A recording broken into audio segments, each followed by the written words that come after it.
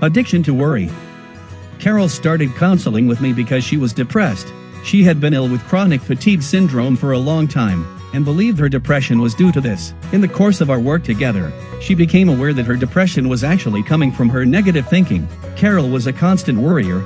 Many words out of her mouth centered around her concerns that something bad might happen. What if I never get well? What if my husband gets sick? What if I run out of money? Carole and her husband ran a very successful business, and there was no indication that it would not go on being successful. What if my son gets into drugs? What if my kids don't get into good colleges? What if someone breaks into the house?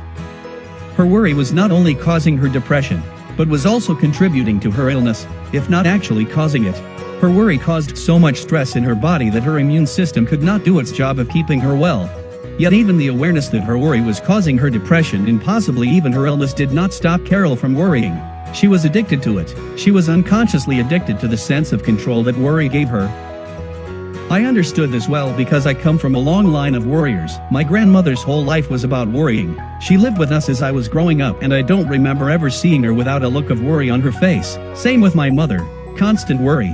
Of course, I picked up on it and also became a worrier. However, unlike my mother and grandmother, who worried daily until the day they died, I decided I didn't want to live that way. The turning point came for me the day my husband and I was going to the beach, and I started to worry that the house would burn down and my children would die. I became so upset from the worry that we had to turn around and come home. I knew then that I had to do something about it.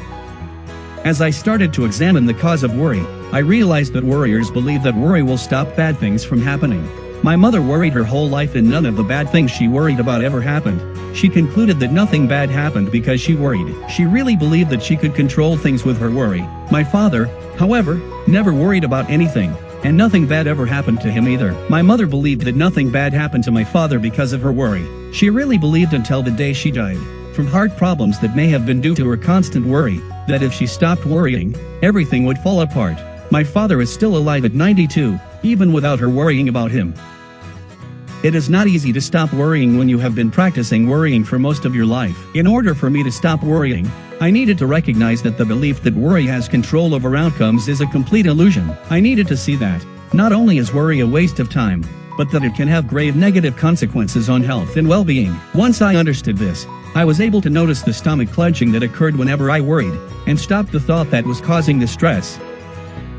Carole is in the process of learning this. She sees that her worry makes her feel very anxious and depressed.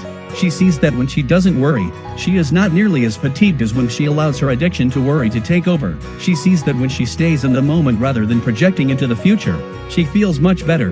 The key for Carole in stopping worrying is in accepting that worry does not give her control.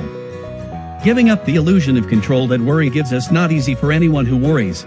Yet there is an interesting paradox regarding worry. I have found that when I am in the present moment, I have a much better chance of making choices that support my highest good than when I'm stuck thinking about the future or the past. Rather than giving us control, worry prevents us from being present enough to make loving choices for ourselves and others. Worrying actually ends up giving us less control rather than more. Be present, be in the now. Pay attention to your surroundings.